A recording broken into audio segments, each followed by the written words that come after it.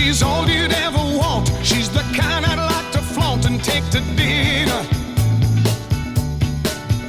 But she always knows her place. She's got style, she's got grace. She's a winner. She's a lady. Whoa, whoa, whoa, she's a lady. Talking about that little lady. And the lady is mine. Ladies and gentlemen, welcome to Hero Movie Podcast, your greatest source for superhero movie discussion in the multiverse. I am your host, Adam Portress, and joining me today for a special agent, he's not having a very special day, Sweet Sean Zakovacs from the internet. Hello, Solo. And I know this much. His Russian is far better than Army Hammer's. Bruce Leslie. I'm a prickly pear, and this isn't Mission Impossible. It's Mission Confusing. Oh, it's so confusing, but what I'm not confused about is how everybody over at the patreon.com/HMP, not only do they support this show, get the pre-show, post-show, Dinger Zone, they get to vote on what we watch every single month. And this month, boy, oh boy, they have not disappointed here. Let's break it down. Coming in at the bottom of the Patreon vote, Unknown Origins with a whopping 0% of the vote. So good for you, Unknown Origins. It will continue to remain unknown, it seems. Coming in next, Two Guns. Oh, Two Guns is like almost come close to winning a couple of times. So like it's the popularity has waned just a little bit. Then we had coming in at 24%, pretty strong showing for Velma. Shocked about that one. And then we had pretty much, this was close. It was tied for a hot second and then just barely in the lead. Harley Quinn, the Valentine's Day special came in at 34%, but The Man from U.N.C.L.E. with 38% of the vote is the movie that we will be watching this week. Wow, again. that was a close election. Yeah, that's close. Super close on that. And so, that's you got to play the game. That's how what I always say. And you can only do that by going over to patreon.com/HMP, whatever you feel that this show is worth. If that's $1, $5, more than that, whatever it is, put that in there, just send it off to us, get more content at the same time, and help this show grow. And you don't have to listen to a whole bunch of ads for crap that you don't care for and that you don't want to buy in the first place. So and you get to join March Madness this year. March Madness, you get to vote. Sean, tell them a little bit about that, just so they can kind of wet their beaks a little bit for those sports maniacs out there. So you, Bruce, and myself, and in a category we've called Wild Card, we're all playing each other for the championship, where we all pick superhero movies, and then Patreon members get to vote on who has the best team. And by the end of this thing, whoever wins it gets to choose one of their favorite superhero movies. And so that's how we're doing it this year. It's going to be quite interesting. So if you want to get all the details on that and help kind of sway the election, as it were, head on down to patreon.com/HMP and join up today. We really appreciate that. And if you can't do that, at least go over to the iTunes, drop us a 5-star review, a.k.a. Humdinger. Humdinger. They also got them over at Spotify, too. Drop another 5-star reviews over there. You don't even have to write anything over there. You just drop 5 stars and run away like you just robbed a bank or something like that. You just tee-hee-hee all the way home. Just drop a 5-star. It ain't taking no time out of your day. We appreciate that. At Patreon.com. Vandalize that Spotify with your 5-star rating. Yeah, smack it on there real good. They like it like that. Patreon.com/HMP. All right, that is it. Let's get into it, boys. Here is the trailer for The Man from U.N.C.L.E. Are they still following us? Yes. Is there one of them? Is he looking at us? Does he have just one hand on the steering wheel? When you hear something that sounds like a gunshot, drive.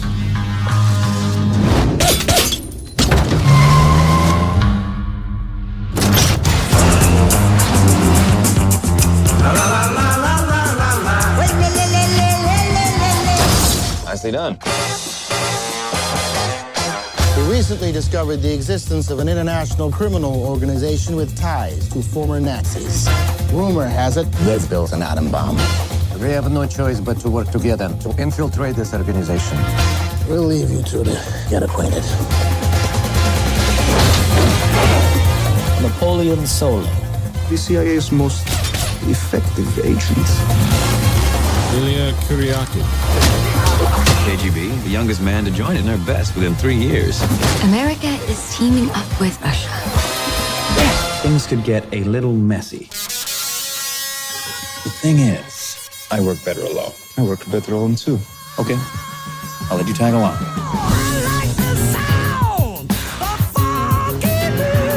How did you get the invitation to my party? I stole it. So you're a thief. I hope you wear a mask. Sometimes. Just never when I'm stealing things. Not very good at this whole subtlety thing, are you? It'll be like this for 20 minutes. Can't touch. Don't make me put you over my knee. So you want to wrestle? No, I did not say that. Shall we?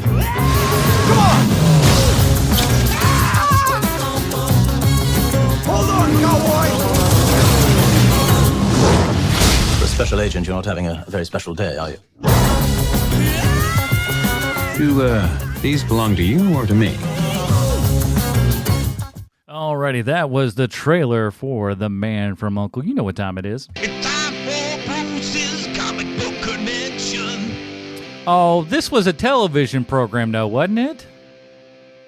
United Network Command for Law and Enforcement is also known as U.N.C.L.E. And they have a man, well, 3 men actually, Napoleon Solo, the Russian Ilya Kuryakin, and British agent Alexander Waverly. These rascals had many an adventure, some of which just happened to take place in comics. The Man from U.N.C.L.E. was originally published by Gold Key, and Gold Key was that 60s and 70s publisher that you could count on to adapt absolutely everything. And that's not hyperbole. Gold Key had an Andy Griffith comic and Perry Mason. They probably even had like a Courtship of Eddie's Father book, but don't quote me on that one. That may not be true. Now, in the 80s, Entertainment Publishing, which was totally a real publishing house and not just some money laundering front, well, they decided to spend a whole bunch of money on the license because in 1988, what the kids really wanted was a Man from U.N.C.L.E. comic. And in the 90s, Millennium Publications obtained the rights, but ironically, Millennium Publications went defunct in the year 2000. I don't know why they went out of business, but it could be because their 2 biggest titles were The Man from U.N.C.L.E. and Wild Wild West, and it was the late 90s. Now, in the 90s, people wanted more Poochie and less Men from U.N.C.L.E.s. Mm-hmm. In 2015, DC published a really cool Elseworlds comic. It was a crossover between Batman 66 and The Man from U.N.C.L.E. This was a lot of fun. And its 2015 release tied in very nicely to make this 2015 film we're watching an official comic book film. And also, there was a Man from U.N.C.L.E. children's storybook, the cover art for which bears a striking resemblance to the hosts of this very podcast. And speaking of the hosts of this very podcast, Adam, do you have a list? Well, if that wasn't enough, let me sell everybody on this underseen gem because this sucker's got everything. You got Superman, you got Tomb Raider, you got Lone Ranger, Cannibal at Large. We got the tall lady from Tenet and the scariest villain since Darth Vader, Hugh Grant. Don't believe me? Paddington 2. Check and make. So guess what? This is the Guy Ritchie flick. That's right. He's back and actually in great form this time. We've got car chases, hot ladies, zip lines, bathroom brawls, thievery, shopping, the knockout game, sexy fighting time, split screen sieges, boat driving, tunnel driving, dune buggy action, motorcycle action, bombs and missiles galore, driving a truck underwater, dune buggy flipping and jumping. A lot of that going on, which is pretty sweet. Knife stabbing, great 60s fashion, fantastic score from Daniel Pemberton, amazing soundtrack, great action set pieces, sexy leads, and they leave it wide open for a sequel, and they would have gotten away with it too if it wasn't for that evil Dr. Dre and Eazy-E. This movie has everything except for the sequel that it deserves. So you're blaming Straight Outta Compton for the box office failure of The Man from U.N.C.L.E. Is that what I'm hearing? Yes. So Warner Brothers screwed the pooch on this one in a big bad way. They brought The Man from U.N.C.L.E. out as counter programming to Straight Outta Compton, and I can understand Warner Brothers thinking like, okay, this should be good alternative programming, but it was not. People just went to see Straight Outta Compton. Just based on name recognition alone, I don't know that the property, The Man from U.N.C.L.E. and the property NWA have a big overlap in their Venn diagram. No. I mean, other than me and you, Adam. Exactly. Sean. Because I did see both that weekend. I will tell you right now, I was in the theater for both of these films tickets. because I was excited. I was like, Guy Ritchie is doing like a 60s action film. Are you kidding me? I am totally down for that. And Straight Outta Compton was indeed what we all saw, a fantastic, biopic. So we've all seen this. So we've all seen this movie before previously. Mm-hmm. Oh yeah. Man, I'm going to go ahead and go on the record too as saying I'm like a Guy Ritchie fan. And I mean, I don't know just how much of it is I'm a Guy Ritchie fan and how much of it is just his movies are really good. Like, I don't know if I like him too much or the right amount. Have you seen all? So have you watched all his movies, Bruce? No, I have not. But I've loved the ones I've seen, you know, and maybe that's part of it is like, I probably haven't even seen some of his best movies, but. Oh, you certainly haven't seen some of his worst. Well, I definitely haven't seen Swept Away because I didn't like the Italian version. So why would I watch the remake? For real, I saw the Italian version of Swept Away with my Ukrainian girlfriend once. Not even you can fix this, Madonna. Yeah, it was not a selling point to me. Come watch Madonna get screamed at for 2 hours. Boy, we all look back and just go like, boy, old guy just dodged a bullet on that one. Well, at least he was still married to her when she still had a human's face. That's true. You can't blame him there. He was just like, listen, when this thing started, it was normal, okay? Mm-hmm. Man, I don't know what Guy Ritchie looks like, so maybe he's a handsome kind of guy. Like he looks like a rough British footballer kind of guy. Oh, okay. Like okay. I don't know. He's not a bad looking man. Yeah, he's got a rugged handsomeness to him, and he's wearing suits all the time, so he looks good. Yeah. I really like The Gentleman. I love the aesthetic, the Guy Ritchie aesthetic, the kind of like the hat and garb that they have with the little scraggly beards and stuff and their glasses. I just love the aesthetic. I love the lines. I enjoyed Wrath of Man, probably, I think, the best Jason Statham vehicle ever. Not his best performance, but it's his best movie, and that's a Guy Ritchie joint. Wow. I really like those Sherlock Holmes movies. I even liked that King Arthur movie that did really poorly at the box office, but I still enjoyed the Guy Ritchie flair that was brought to it. And remember, that's the Guy Ritchie one, not the they were both weren't they both out in like the same month too? It was so confusing. No, the one that I'm thinking of that was the Clive Owen one, and that was the Antoine Fuqua.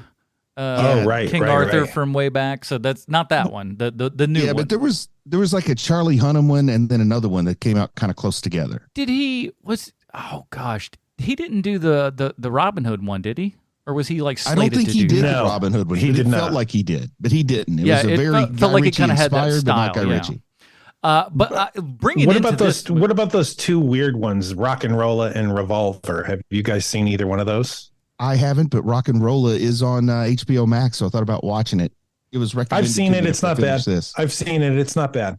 And Dr. Doom, the guy who played Dr. Doom in Fantastic Four Stick, he is the lead in that movie, and he is. It's kind of bizarre because it's not your usual Guy Ritchie thing. Like, I mean, the camera is super athletic in it, like everything that he does. But I'm talking about like. The characters aren't his typical characters in that movie. Yeah, it's okay. It's not great. It's okay. And I have not seen Revolver, so I can't say anything about that. I liked Aladdin. He wrote the screenplay for that. It said you liked that.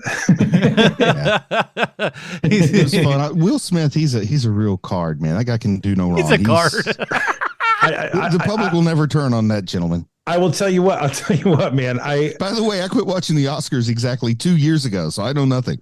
Yeah, we've been missing the Oscars doing this show for a long time, so we don't know what's been going on.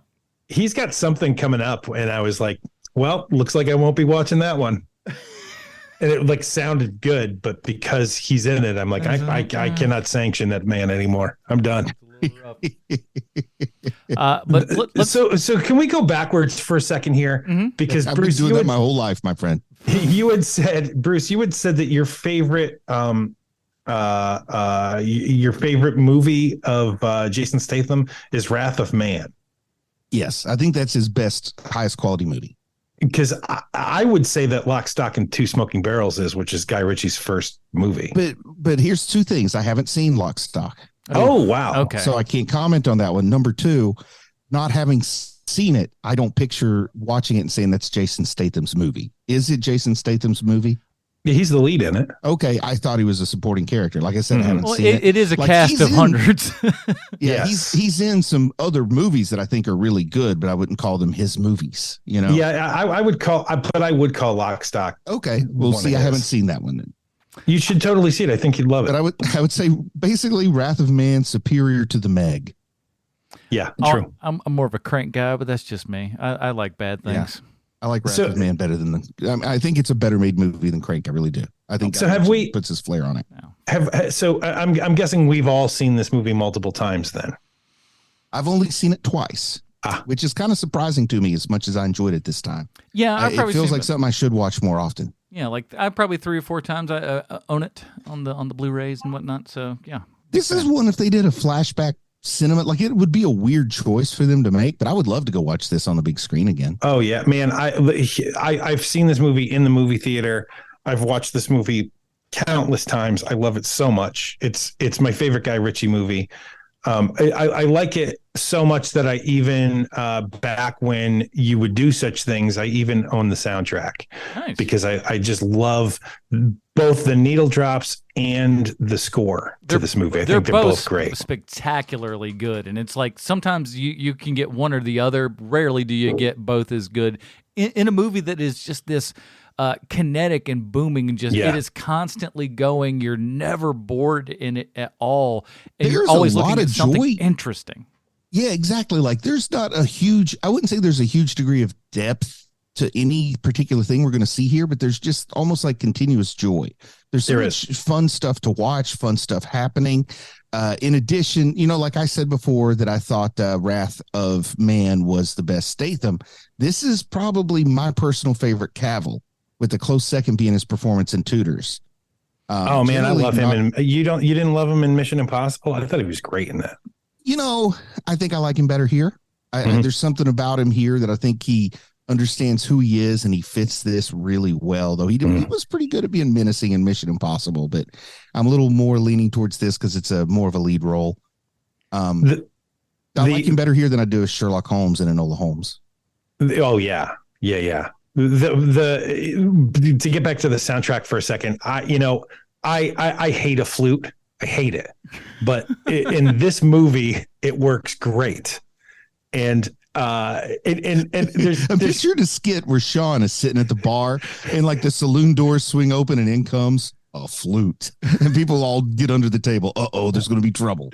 It's one of those moments where like, this is the exception to the rule for me, because it works so well, especially with that one track where they're escaping from East Berlin.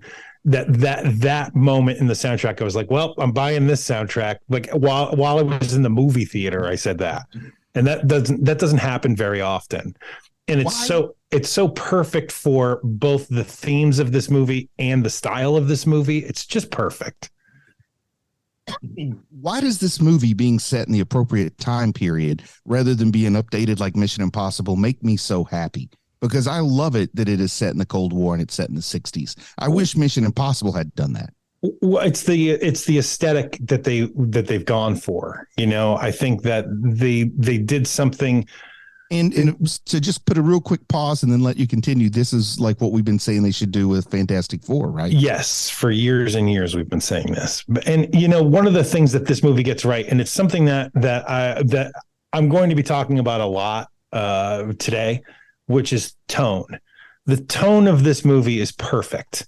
You know, there's not a moment where you're like, this isn't that movie. You know what I mean? Mm-hmm. And watching Ant-Man, Quantumania, there were so many moments in that movie where it's like, this is not that movie, guys. Like, let's keep going forward. Like, this is you're in the wrong movie right now. But with this movie, this feels like this is a sure hand. You know, Guy Ritchie knew exactly what he wanted to do when he made this picture, and it's just wonderful at every level. And it starts I mean, it's shot out of a cannon, this movie, when you first, like, from get of go. Yes. And it just keeps going until they know, okay, it's time to take a break for a second. We need to know our characters a little bit. All right, we're running again. And the way we like introduce the characters, like the solo backup where like he takes that shot and then this dramatic lighting and then going back and telling his backstory, and the same thing, with Armie Hammer's character, these cool backstories and stuff. It's just so neat to see. And it's just like, it makes it feel like a comic book. Yeah. Well, and it also does, this movie has a thing where like, because I'm trying to do this more and more as I watch movies these days, which is what is the point of this movie? Like, what are they trying to say? And this movie is huge on second chances, because all three of our mains, each one of them gets a second chance all throughout this movie. Mm-hmm. You get Solo. The reason why he's in the CIA is because they're giving him a second chance. Armie Hammer's character, he gets a second chance, even though he screwed up with the East Berlin thing. And then she gets, Alicia Vikander gets a second chance at the end of the movie after she's rolled on both those guys. And it's one of the reasons why I like this movie so much, because when you give your character a second chance, when all of them have screwed up, it shows you, one, that your character is flawed and your character has problems, and it's one of the things that is completely void from modern movies, it seems like to me. And it's why I like it so much. Do you think George Lucas ever watched the original Man from U.N.C.L.E. in the 60s when he was a youngster? Oh, for sure. Of course. But I'll tell you this, Bruce, because I know this because I've heard from a couple of old people about Man from U.N.C.L.E. When they learned that I like this movie so much, is that when you were growing up during that time, you were either a Man from U.N.C.L.E. kid or you were a Mission Impossible kid. I mean, you might watch two shows, but one of them was definitely your favorite. And it was like the Transformers G.I. Joe of its time. Mm-hmm. You watched both, exactly, but you preferred one over the other. Exactly. And that was the case with these two shows. And so, like, when I was speaking to this friend of mine, he was like, I was definitely a Man from U.N.C.L.E. kid. I was not a Mission Impossible kid. My dad was more of a Man from U.N.C.L.E. kid. Like, he liked Mission Impossible, but Man from U.N.C.L.E. was more his speed. Yeah. Yeah. I mean, it makes sense if you have basically if you like things more humorous, it's Man from U.N.C.L.E. Getting to was Napoleon Solo. That name stuck out to me more on this rewatch than it ever had before, and the idea that he's a thief who gets converted to working for the quote unquote good guys who are still kind of underground. I don't know. I see a little bit of, maybe that was an influence for Han Solo. Maybe yes, maybe no. I didn't know what you guys thought. Oh, I see what you're saying. I don't see why not. Solo. Yeah. Listen. Yeah, look. We all know that George Lucas has taken from everything. So yes, I think we can almost rest assured that that's where Solo comes from. And half the time he doesn't even really remember what he probably stole that from in the first place. Where oh my God, just anytime the man says laser swords, I just want to punch a hole through the world. I'm just like, you don't even know what your own thing is. That's why I don't believe you wrote that. I love that. I love that he doesn't hold this sacrosanct. Yeah, there is part of me that does respect his kind of like, I feel like too, it may be just like a purposeful middle finger to everybody just to growl them up a little bit, to which I kind of love. It's kind of easy to have that attitude when you have already extracted your $1 billion plus. It's true. It's true. Like, it's on the way easy. up, it's a lot easier to be precious. But once you've achieved what like 7 creative types in the history of mankind have probably achieved financially, then you can be like that. That's true. So I'm sorry. Go ahead, Adam. I was just saying, let's talk about a couple people. She had been in Ex Machina before, but Alicia Vikander's like first big role here, as in this, what that I think opened her up to Tomb Raider and all the other fun stuff that was coming down the line for her. Is she Swedish? The name Vikander I thought might be like Swedish or something, but she looks to me like, if you told me she's Spanish, Italian, Greek, she is I would Swedish. Yeah. She's Swedish, yes. But I would have so easily believed she was like Mediterranean. Oh, and from Gothenburg too, no less. Yeah, the big city. Oh, that's one of my favorite burgs to go to when I'm just chilling in Sweden. Alec Berg's the other one. But no, she's really great. And this was the first one that like, it was like, oh, when she's not playing a robot, she can actually do quite well. And her and Elizabeth Debicki, who was another one who like, this is the first time that I had ever seen her. And you're like, who is this giant woman who is, just towering over everyone? And I don't like, she's got like, even just outside of her like physical presence, because she's like 6'2". She's huge and doesn't shy away. She is exactly 6'2", and does not shy away from wearing heels on top of that, which, again, Adam kind of likes this, having dated them tall women in the past. So I do like that there's ample tall cast members to make Cavill actually kind of look short. Let's talk about that for half a second, because watching this, it was just such an amazing feeling seeing these two guys who are just, we don't really build them like this too much anymore in Hollywood these days. These are giant men who, when they fight in this bathroom, you believe they could tear it up. If you put they'd be two great all-American guys if one wasn't a cannibal and the other a Brit. I mean, what are we going to do? If you put like the same. Oscar Isaac and like another like dude in there, and like Domhnall Gleeson, they're not fighting into where you can like that bathroom is staying up. They're staying in one stall. They're not going anywhere. But these two giant men, you believe, could beat the crap out of each other and just tear the whole world down. So like, I loved the fact that we have just these. I wish. Whole army wasn't trying to eat people. We can make a good movie out of this franchise. This would be so much fun, if he could have, you know what? I don't care what he's into. Just don't leave a digital record army. Come on, man. Yeah, at least Tom Cruise eventually learned to shut his mouth a little bit.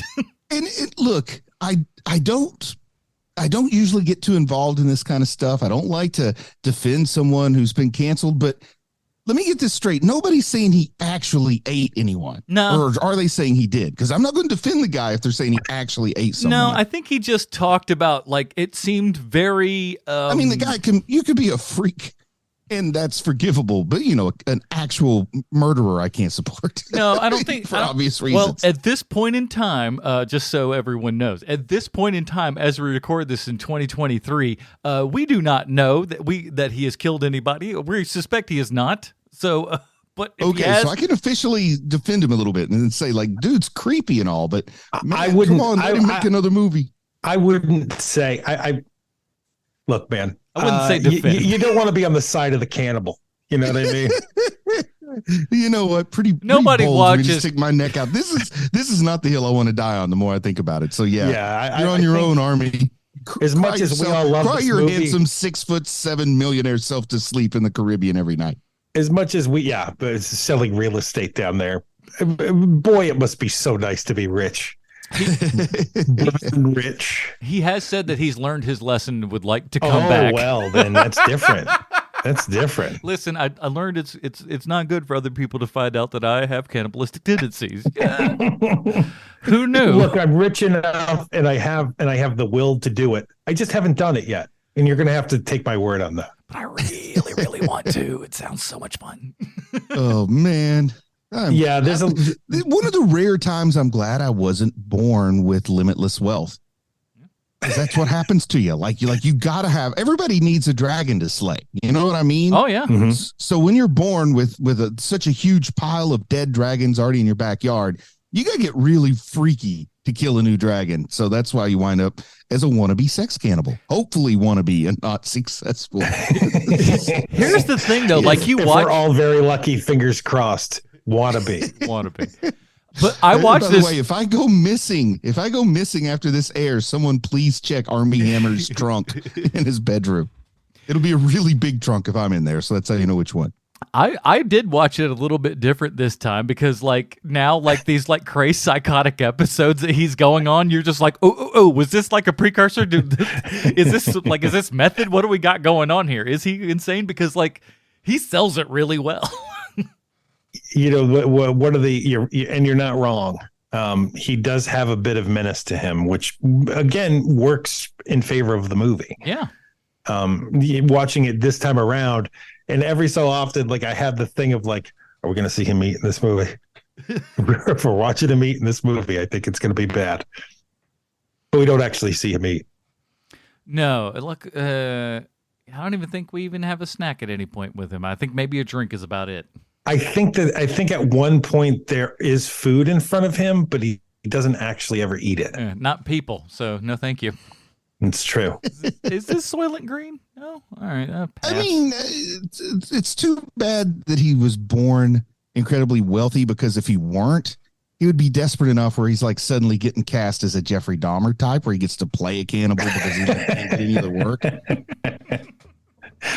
Yeah, if he was smart, that's what he would have done, right? Like, oh, guys. If he was smart, he wouldn't have. Well, you're not publicly cannibal. You're not wrong, but when your finger, when your hand is caught in the cookie in the human cookie jar, you basically only have one out, which is I was doing research for a role. You have to throw John Lovitz on. You just, I'm sorry, ladies and gentlemen, that was acting. Well, you see, I am a great actor, and I will continue to be so in all of the films that you will continue to pay me to be in. Thank you. Sean, you just struck me with brilliance. If I was this PR guy, I would be saying this was a thing like when Joaquin Phoenix went on David Letterman for He's Not Here, and pretended to be this weird character. Exactly. Or when Crispin Glover did the same. Andy Kaufman. Yeah. Oh, man, you could have definitely rolled with it if he had just jumped up and said, I'm in Cannibal the Musical in Detroit from March 27th to April 4th, something like that. He's always got a small production of that rolling wherever he goes. He puts it up in any tiny little piece of crap that'll have him, and they're just like, well, Armie Hammer's here. He wants to do some sort of thing. We're gonna he's the modern day. Is it Eric Stoltz that'll do that now? Like if you're in film school in Southern California for $600, he'll be in your student film or something like that. Hey, listen. I think it's Eric Stoltz. I don't know. It might be Eric Roberts. It's an Eric. That's as far as, I hate to get, from Tim and Eric. Offend diehard fans of the wrong Eric. Listen, all I'll say is from the interactions that I've heard anyone have with Eric Roberts, I would imagine he would do it because he sounds like the friendliest, nicest guy in the world. Everyone I've ever heard have an interaction with him has always been wildly positive. Yeah, so maybe it is him, but there's somebody that's like, hey, I'll do student films for a minimal amount of money as long as it's like a short drive from where I live. Don't make it too far away. I love the just like I said, the kinetic action of this in that heist scene with all the split screen stuff going. You could watch this movie 10 times and not be able to catch every single thing that's coming through there because it's a fire hose of stuff going on right now, but it's so hip and cool. And the second that you think that you've kind of got what's going on, it does this twisty kind of gun move, if you will, like the chambers of a revolver, and just kind of slips over to something else, and then we're on to more angles and stuff. It is just like there is in outside hands outside of Guy Ritchie. I think this movie could definitely be a boring mess. Oh, without a doubt, man. There's also something that's incredibly hard to pull off. You have to be a very deft filmmaker with something that they do a couple of times in this movie, which is show you that Napoleon Solo doesn't have to work very hard in order to do the thing that he needs to get done. Mm-hmm. The car chase at the beginning of the movie, he's barely doing anything. Yes. And it's so kinetic and it's so fun and it's so great. And then later on during the boat chase where he gets out, where he jumps out of the boat and then he gets into the truck and he's eating that guy's lunch. For me, that's like the iconic scene from the movie. That's what I remembered the most. That was like what I would say is like the takeaway scene. If you remember it, that's the clip you're showing when you're talking about the movies of 2015 or something. And there was another one a little bit later on where you like see him kind of relaxed in the foreground and people just getting the living snot beat out of him in the background. There's another scene that happens like that a little bit later on too, but it's just a lot of fun to watch. I love how calm he is, and then he just calmly drives into the pond and saves the day. Yeah. I like Napoleon in this movie. I do too. I actually like all three characters, which is saying something because two of the three mains in this movie are not great people. So like to have in order to jump that hurdle is saying a lot. And I think that the style of this movie, it is a more style over substance style movie. But that's fine Like that's what this movie is. It's the reason why everyone loves Ocean's 11 is because it's the style of that movie is amazing. No one's watching it because like, oh geez, I wonder if they're going to get the money at the end. Yeah, it's like you're going on this, this trip with these people, and that is the excitement of it all. Because really, when you look at the stakes of this entire thing, while they're still kind of a bomb, the bombs are MacGuffins and stuff that, like, while they do some damage, we're never close enough to any of them where any of it really kind of feels like it necessarily matters. Right. We're really dealing with the people and the dynamics between them, these two characters, and well, even third character coming together, and just how they're interacting and reacting to each other, trying to get this thing done. Yes. But it's fun along the way, and I don't know, but there's something about Henry Cavill that's just like, that dude to me, I'm so cheesed at the whole Superman thing, just on account of I feel like he's never gotten like a full fair shake at that role, and from all the other stuff that we've seen him in, we know the man's capable. He's he's never really had. You're making it sound like he hasn't gotten his chance. Like he's getting plenty of chances. Oh no, I'm just saying he's still getting chances. I mean, specifically for Superman is what I'm saying. I mean, right? I know what you mean. He's also just so gosh darn handsome. That man. He's so unbelievably striking, and he really does kind of lean into that in this movie, which I think is great, instead of pretending that he's just some normal guy. Yeah. Because he's clearly not. Just look at the man. He's like, I have a mirror. I know what's going on over here. Right, yeah. Exactly. And he's got, and he does have this sort of debonair quality to him when he wants to have it. I mean, he can take that away as well. One of the things that I really love about Cavill is his American accent is so good. Mm-hmm. It's one of the best.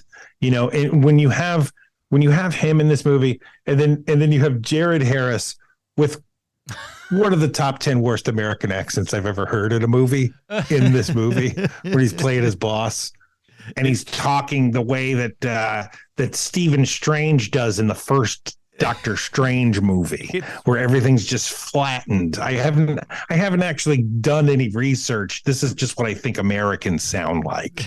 We just go, no, we have a lot of different stuff going on around here. There's a lot of nuances to where you are. You need to figure out where what part of the country that you're in and where you hailed from. And it's more than that, people. Come on, get it together. It's really great. And I mean, would you call him the lead of this movie? I know that I've been saying the three leads, but it really does kind of anchor to him, this movie, right? Yeah, I would say overall this is a Cavill movie for sure. Yeah. And the suck of it all is that Armie Hammer is really good in this movie. Yeah. And I think save for all the crazy stuff, the guy can act his tail off. He really is good. He can, and it's a shame because he is an awful person. So I don't want to give him any credit for anything. Yeah, it sucks because he's the worst. And if he had his way, he would have eaten someone if he hasn't already. And it's just the worst. It's just the worst. Speaking of the worst, can we talk about Alicia Vikander for a second? Okay. So I know that you've got a sweet spot for her, right? Yeah. You find her very pretty. That's a good looking lady. Yeah, I don't think she'd be into me at any stretch or form, if that's what you're angling at. No. She definitely would not. But you didn't have to say it like that. I have let's just say that we all have a mutual friend. Okay. Who's worked with her in the past, and she is awful. Well, listen, if I was that sexy, I'd probably treat people crap. Well, she definitely does that. One of the things that she did on my friend's movie set that he was working on, it was set in the 60s, is she would go around to each. There's a scene where there's an office that is in the 60s, and she would go around to every desk and look to see if there was anything anachronistic in the scene. Oh no! And when there wasn't, she would then open up notebooks and look through like folders for paperwork. And she'd get, 20, 30 pages in, and then she'd go, oh, this is from the 90s. I guess that this isn't part of this probably should be part of the set. And she did it for no other reason than because she was bored and because she could. And she's horrible. She's a horrible person. Yeah. I remember like when I was in film school, just making sets and stuff, and like the amount of things that you built that no one ever even looked at. Like we built Right. like a whole corner of a room that like the camera never pointed in that direction. And I even told people, I'm like, why are we decorating this? There's not a single shot will be pointed at this. So yeah, and you get people that are bored around, and and then of course you give them, star power on top of that. Woo, all right. And then you get it's a recipe sometimes. So that's my favorite part of this movie. Do you have a favorite scene in this movie? I love that initial like solo flashback and stuff when it's just like what I call the Star Trek lighting, where you just get like real tight on somebody's eyes and stuff, and there's just a harsh band of light coming through and everything, and the music kicks in and we go through that whole backstory and everything. That was the point, I think. I mean, not that I wasn't having fun already, but that was when it was like, oh, okay, this is gonna be a movie that stays in rotation because it's just got that frankly Guy Ritchie level of cool that you want to keep coming back to. That's what kind of makes you keep coming back to those Guy Ritchie films, in my opinion, is that kind of cool hangout factor that you get. Yeah. And this movie has that in spades. Yeah, all of his characters, for the most part, are just the coolest guys in the world, and ladies. But they're just so dang cool, and especially when you give him something like, "Hey, we're set in Europe in the '60s. Get out of here." He's going to kill that. Yeah, exactly. It's one of those. I feel like I remember even hearing, 2015, internet's still going to be wildly around at this point, but I remember hearing like, oh, Guy Ritchie's going to do Man from U.N.C.L.E, and it was just like, that tracks. That'll work. Yeah. And sure as shooting when it came, because I was excited for it, because not only was he doing it, and then, Armie Hammer had just kind of done, Social Network and everything. Right. We'd had Superman at this point. So it was just like, oh, these two hot guys, what are we doing with them? And then, this girl who's just starting to kind of crest up and everything. It was a hot time. And like, I do wish that they would have put this, a couple weeks before or after Straight Outta Compton, because you've made that point. The movie did so well. I don't know. I remember. I agree. It couldn't have helped it, but I don't know how those two things merge. But okay, that's just literal same. My favorite scene in this movie, and it's not even close, and it makes me laugh every time I watch this movie, is when Napoleon Solo gets rescued by Ilya in the torture room, and then they strap Uncle Rudy into the chair, and then they walk out to discuss what they're going to do with him.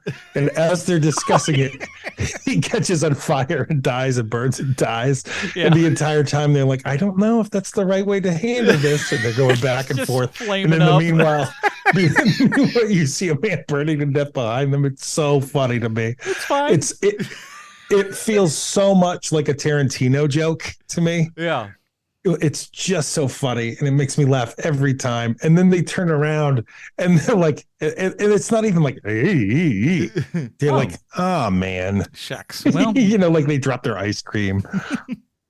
Oh man. But like, and that could have like easily come into like some nice running gag throughout, each subsequent movie where there's something going on in the background while they have like a little thing, just trying to figure it out while some. Something wild and crazy, and each time it gets bigger and bigger. Mm-hmm. When I talk about athletic camera moves, like this, like it's one of Guy Ritchie's favorite things is to like let's do some like some crazy camera move. And the big one for me, the one I'm always surprised by, is when he's got the camera locked to the hotel room door. And it's at the end of the movie, and like, hey, it looks like these two guys might end up killing each other by the end of this movie. And camera is on Cavill. He opens the door, and camera to Cavill, door swings open, camera on door, and it moves over, it moves over to Armie Hammer, and it perfectly stops perfectly stops on him. And every time I see that, I'm like, why don't we see that all the time? Like, why don't more directors do that sort of thing? It makes for far more interesting watching. Because one of the things that he gets really well, and I don't think he gets enough credit for, is his shot compositions are amazing, and especially in this movie. You know, you like just think of how interesting it is being in that car during the car chase in the first scene, where you got Cavill slumped down in the car, so you can't really see him from the windows, and it's just really smart blocking, and the shot is so interesting, and you know everything that's happening at every given moment in each scene. You know, which is something that most modern directors can't do now. Gosh, these days it doesn't seem like it. Right. Like, where are they? What are we doing? Like, think about for a second when they're trying to chase down the car, when she gets kidnapped and they're trying to grab her, and he takes that 4x4 Jeep, and they're going up the side of the mountain, and Army Hammer's on the motorcycle. You know where each person is in that scene. And he does that really interesting thing where you're following the bad guys with Alicia Vikander's character with the camera, and then it's got to be in computer the way they did this, but they pull out and and at the top of the hill you see Henry Cavill's Jeep, and then it like smash cuts into him driving the car. And it's just so interesting, and you know every moment, you know where everyone is, you know what's at stake. Like, it's really, really just clean, great filmmaking. Yeah, I've just been wildly impressed by the guy over the years. Like, you know, not everything, you know, hits a million, but he's got more hits than misses on his belt there, Mr. Guy Ritchie. I think. Well, let's take a look. You want to do a blow by blow? Yeah, I mean, because like I mean, obviously, the big one was Lock, Stock, and Two Smoking Barrels. That was like the big one, and then of course, you know, Snatch was when it seemed like everybody. That's when everybody got the Guy Ritchie notification in the mail, just going, "Hey, there's this new British director in town. He's going to be wild," and then it kind of really went from there. I would say everything was kind of on the up and up at that point. But like I said, there's some of this later career where he gets into, like Bruce said, with the King Arthur and stuff. He's seen more of the later Guy Ritchie stuff, which I have not seen. No, I haven't either. I think that's where most most of my lack of Guy Ritchie stuff comes with the new things, because it's like I don't know that I wanted to see Aladdin one way, shape, or form. You know what I'm saying? So here's the blow by blow. I'm going to keep out all of the music videos that he's directed, because he does a lot of music videos, even to this day he does. Yeah, and like he'll shoot a short here and there, or he'll do a TV movie here and there. Like, I'm gonna take all those away. This is just his feature films. Yeah. All right. So we'll go blow by blow and say win or lose, right? So Lock, Stock, and Two Smoking Barrels, that's a win. Fantastic. Snatch, win. And that's back to back, by the way. That's 98 and then 2000. Like, good job by you. Such a run at that point that, like, when he rocked Snatch, they were just like, bro, you do whatever you want to do. Yeah, it's true. Then his next feature film is Swept Away, the Madonna movie. Yeah, that we were all swept away at that point by going, what's going on? No, what, you're going the wrong way for your career. This is not what we envisioned for you. You were going to be the gangster guy, the British gangster guy. Oh, what is this? Oh. And I have to be honest, I also have not seen that movie. Madonna holds no interest to me. I saw a trailer, and that's enough to make me go, no, thank you. Yes. Then he directs Revolver, which neither one of us have seen, right? No, I don't think I saw that one. And then from there, Rock and Rolla, which I have seen, and I don't believe you have, right? No, not tomorrow. If I have, no, I don't think I have. Let's be charitable. I'm going to call that a win. Okay. Then from Rock and Rolla in 2008, 2009 is Sherlock Holmes. Hey, listen, I like those movies. I think those movies are nice wins. Me too. Me too. And it seems like it's his bounce back thing, right? Because he has 3 movies in a row that don't do very well. I mean, you've got Swept Away and Revolver and Rock and Roll, and none of those do very well. So he bounces back with Sherlock Holmes, and he bounces back in a big way because that movie was huge. Like I know that we kind of forget about that now, but like that was a very, very big movie at the time. And then from that in 2009, 2011, he does the sequel, Sherlock Holmes: Game of Shadows. Not bad. I mean, like, listen, another win. I put them both, same kind of category. Like, they're just one as good as the other, I would say. Yeah, I mean, it's just more of the same. You know, it's just but not a bad thing. No, not at all. I enjoyed it. I'm calling that a win too. And then from there, he goes and directs The Man from U.N.C.L.E, today's movie, which I'm not to let the cat out of the bag, but I'm a fan. I think people have kind of probably put that together at this point. And then from there, his next movie, because that is, I like that movie doesn't do very well, but I think people are like, you know what, that's a really good movie. People just didn't see it. Like sometimes that happens, you know? Oh yeah. And I think that's one of those movies where people are like, we'll call that a push. So then his next movie is King Arthur: Legend of the Sword, which is 2 years later in 2017. I have not seen that movie. I have no interest in seeing that movie. Do you? I know Charlie Hunnam is just. Listen, I'm sure he's a nice guy, but like acting wise, he's a dish rag. I just don't. I don't get it. I have no. He's super handsome. Yeah, I mean that's why. Yeah, he's just a good looking dude. That's about it, though. He doesn't really have anything else that kind of does it for me. I totally agree. Although he does have a pretty good American accent. I will say that. Okay. Then his next movie directing, 2019, Aladdin. Which, like, when they said Guy Ritchie is directing Aladdin, I about had a heart attack. I was like, what? What? Huh? I mean, man, I'm sure Disney's offering some nice money. Don't get me wrong. I'm sure he got paid well for it. But, like, it doesn't seem like the guy that would, that I'd shoot that towards. I'm with you there. It does not seem like a very Guy Ritchie movie to me. But I never saw it because it's just like, I mean, I grew up with the original, and I'm like, why do I need anything other than that? Is it like that's part of my childhood and it's perfect as is? I mean, I thought the same thing with the Lion King, the Cinderella, any of those live action things. I haven't seen them. You want to know why? Because the perfect one's already there. Yeah, agreed. I don't think I've seen a single live action Disney thing. Yeah, I just like it holds no sway for me, no interest. Yeah. Then after Aladdin, they give him The Gentleman. It's on HBO right now, and I kind of thought about watching it actually on account of like with this movie and like because I remember seeing The Gentleman, remember playing it in theater and stuff like that, and just seeing Colin Farrell. I'd like step in every now and then and see him doing his Colin Farrell thing, which is always fun. But never actually sat to watch the whole thing. It's really good. It's a very good movie. I like it. I don't think I like it as much as Bruce. I would go so far as to say I think that Guy Ritchie might be his favorite director. Just because when he's speaking about these movies, like he's seen The Gentleman, he's seen Wrath of Man, he's seen The Man from U.N.C.L.E, he's seen King Arthur. Like I'm never going to see King Arthur. I may watch Wrath of Man, maybe. Yeah.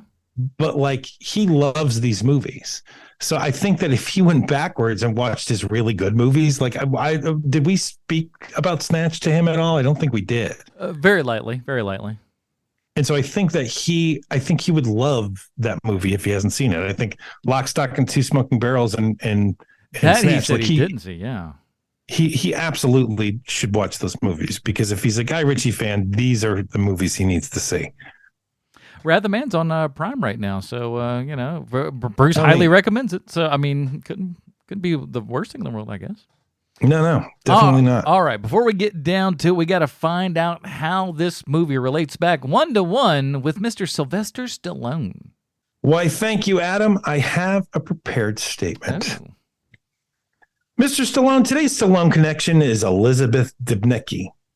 She plays the big Nazi bad Victoria in The Man from U.N.C.L.E, and she's in Guardians of the Galaxy Volume 2, playing the secondary space Nazi baddie Aisha, which was a movie you were also in.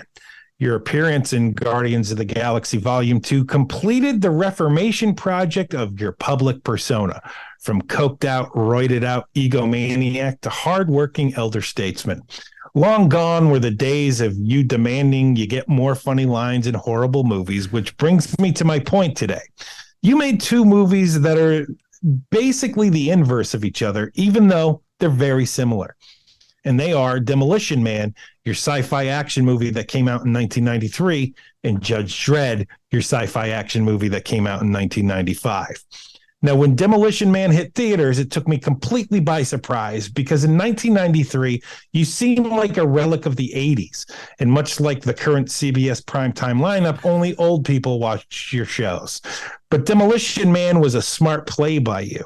It leaned into the fact that you were from a bygone era and the future had gotten a little too touchy-feely, and what those folks needed was an ass kicker. It also doesn't hurt that it's funny, has a great bad guy in Wesley Snipes, and an incredibly young Sandra Bullock. There's also truckloads of memorable moments in Demolition Man. The 3 seashells. Every time you curse, you get a ticket. Taco Bell won the fast food wars, and Dennis Leary played his 90s persona where it would work for the very last time. Ooh. But Judge Dredd, the only real memories I have of that movie are Rob Schneider does a Stallone impression in front of you. You take your helmet off in the first 20 minutes of the movie, something the character has never done in the book. And that James Earl Jones does the narration at the cold opening. And I hope he bought a really nice summer home with the movie he made from that, with the money he made from that. The jokes aren't funny. Armand Assante is the main bad guy who, in case you forget, Mr. Stallone, I'll bring it up right now, is your cloned brother who has the side effect of being a homicidal maniac, which is something that the people who birthed you, the both of you, were worried might happen before they started cloning people in the first place. It's stupid and loud. And in 1995, Max von Sydow was still doing his tour of adding gravitas to terrible movies that don't deserve him. Movies like What Dreams May Come and Rush Hour 3. But here's the thing. They're kind of the same movie. It's just that the people who made Demolition Man knew what they were doing, and the people who made all the decisions in Judge Dredd were you. Someone who had no idea what Judge Dredd was, and I'm certain to this day you still have no idea. I wonder if you even know that Carl Urban made a way better version of the character. I wonder what would have happened if you let the people who were making Judge Dredd make the movie they wanted to make instead of getting a fashion designer to style the judges' suits. That is ridiculous. Having Rob Schneider tag along for 65% of the movie, an even worse idea, but not for the reasons you might think. At the time, Rob Schneider still had his comedy fastball because he wasn't yet a sweaty, weirdly political, overly worried about his legacy comedian. But you don't need to make Judge Dredd funny. You need to make him hard. That's the main problem with your version of Judge Dredd. It comes down to tone. And that's the big difference between these two movies. It's why Demolition Man works, and Judge Dredd shouldn't be watched by anyone, even for funsies. Demolition Man nails its tone, even though it's not a great movie. Yeah, it has its problems, but they can be overlooked because they nailed the tone. Judge Dredd did not. And that's why James Gunn completes the reformation project of your public image. He nailed exactly what you needed at the time in Guardians of the Galaxy Volume 2. Elder statesman who's made some mistakes that eventually gains redemption. It was perfect. And you know who else was perfect in that movie? This week's Stallone connection, Elizabeth Debicki. She's the 6'2" daughter of ballet dancers. And I'm going to be honest with you, Mr. Stallone. I kind of lost the thread there for a minute, but I brought it around. I brought it back around. Elizabeth Debicki, who had to learn how to drive for the Man from U.N.C.L.E. movie. Her favorite movies growing up were Matilda and Hook, and her favorite TV show was Captain Planet and the Planeteers, a television show I'm sure has only gotten better with age. She was born in Paris, but she's Australian, and I'm sure glad she's in The Man from U.N.C.L.E. because I didn't have to do much digging this week to find the Stallone connection. I hope to hear from you soon. Your pal, Sweet Chauncey from the internet. Hey, you think James Gunn's going to do that same kind of reclamation with Ezra Miller? Oh, man. You know, I don't know. That's tougher than Stallone to get over right there, boy. It really is. Stallone might have like coked out and hit a couple of people, but he never put people in cults. No, and he also didn't. That we know of. It's not public knowledge that he beat up an old lady. Who's to say? Well, let's get down to it here at Hero Movie Podcast. We have our own patented Robin rating system. Bruce, I think, got snapped up by Thanos. That's okay. We still got his rating here and everything. So I'll start with Bruce's rating. I think he wants to say Dick Grayson, but it said Dick Grayscale, which I think is even better. A new one, which is like it's there, but you can also see all the delineations with it without getting distracted by all that nasty color. Yeah, no, thank you. What about you? It's a Dick Grayson for me too. This is one of the movies where like somebody goes, "Hey, you know movies? Like, give me a movie that I probably haven't seen." And this is one of those movies that I bring up. It's just such a hidden gem of a movie, and no one's seen it, and it's fun, and it's cool, and if even if it's not your cup of tea, at least it's not something where you're like, I can't believe that they told me to see this. You won't feel like you've wasted your time. You're gonna have a good one, and you could recommend this to just about anybody. I think it's true. That's the nice part. It's just like whoever you are, whatever your walk of life is, chances are you're probably gonna have a decent enough time with this. You may not love it, but you'll unlikely hate it because it's not. It's very unhateable in a lot of ways. You gotta it's true. You gotta be trying hard to really hate on this movie. That's why I'm going Dick Grayson as well.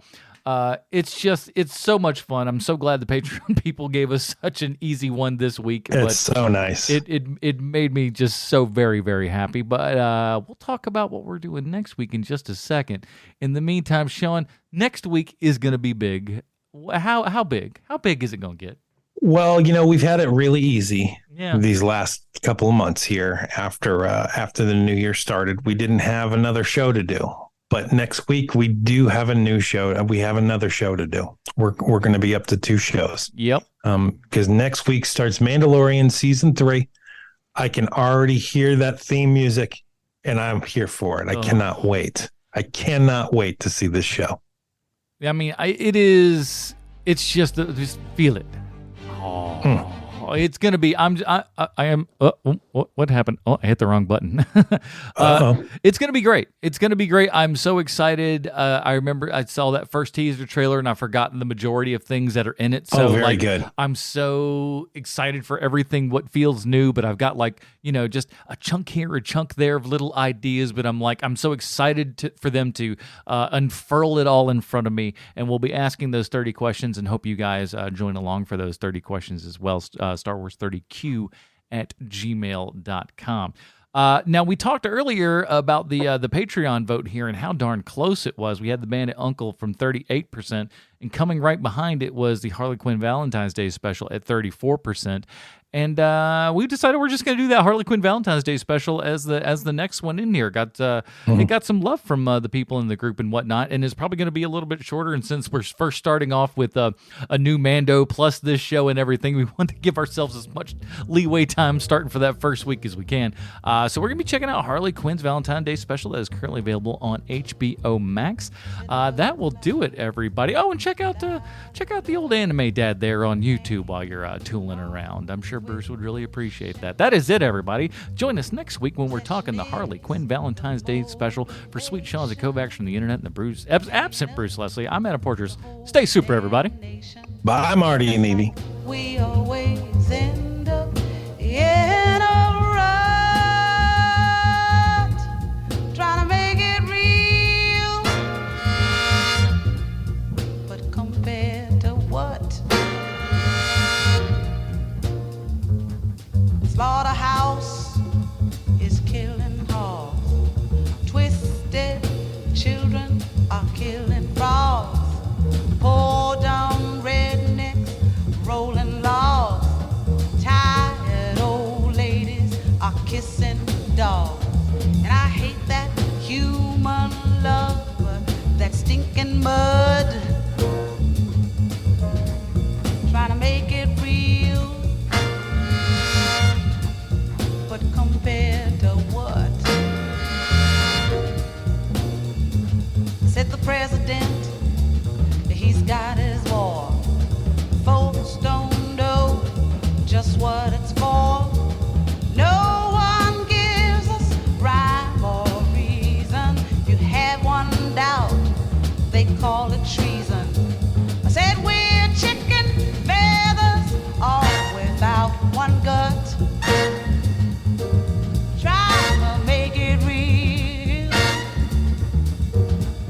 but compared to what?